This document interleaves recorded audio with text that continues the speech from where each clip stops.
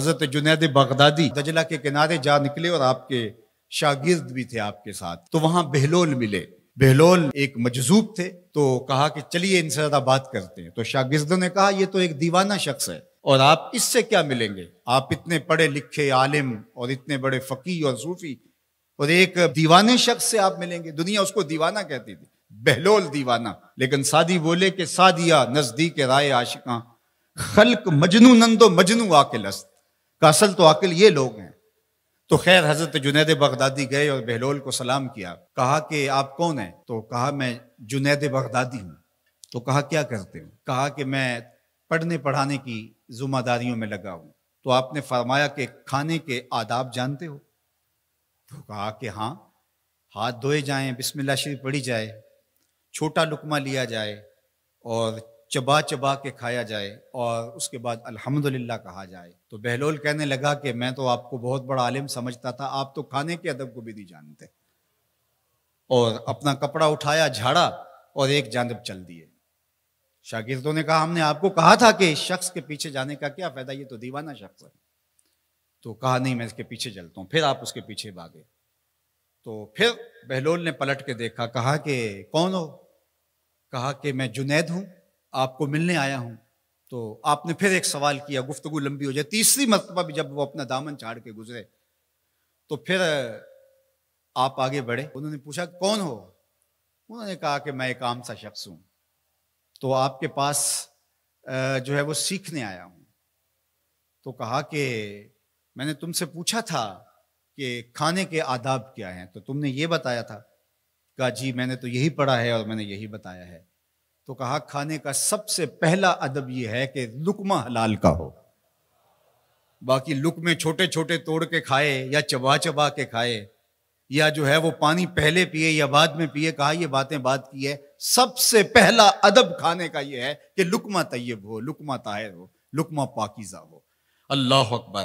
تو ہمارے رب نے ہمیں پاکیزہ رزق کھانے کی تلقین فرمائی ہے۔ تو اللہ کے محبوب علیہ السلام نے اس شخص کا ذکر کیا جو لمبا سفر کر کے آیا اور وہ کعبۃ اللہ کے سامنے کھڑا، وہ اللہ تعالیٰ جل شانہ کو پکارتا ہے اور کیا کہتا ہے؟ یا رب یا رب، اشعث اغبر، اس کے بال بکھرے ہوئے ہیں اور اس کا لباس پھٹا ہوا ہے، پراگندہ سی حالت ہے اور اللہ کے گھر کے سامنے کھڑا ہے، لمبے لمبے ہاتھ کر کے دعا مانگ رہا ہے، یا رب اے میرے اللہ، اے میرے اللہ۔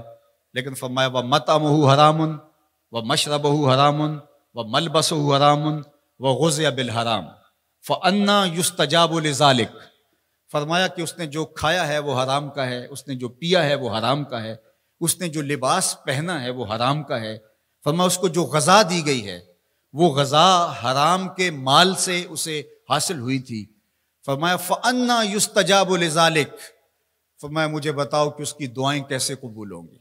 وہ کعبۃ اللہ کے پردے کو تھام کے کھڑا ہے، ملتزم سے لپٹ کے رو رہا ہے، وہ حتیم میں کھڑا ہے، وہ کعبہ کے اندر بھی چلا گیا، کعبہ کی چھت پہ سقف بیت اللہ پہ بھی کھڑا ہے، مطاف میں کھڑا ہے، وہ حجر اسود کے ساتھ لپٹ کے دعائیں مانگ رہا ہے، مقام ابراہیم کے پاس کھڑا ہو کے دعائیں مانگ رہا ہے، یمد یدہ، اس کے ہاتھ لمبے لمبے ہیں، یا رب کے کلمات اس کی زبان پہ ہیں، اور اشعث اغبر، غبار آلودہ بکھرے ہوئے اس کے بال ہیں اور حالت پراگندہ ہے کہ کسی کو گزرتے ہوئے بھی ترس آ جائے، اور اللہ کے گھر میں کھڑا ہے تو وہ کیوں نہیں معاف کرے گا؟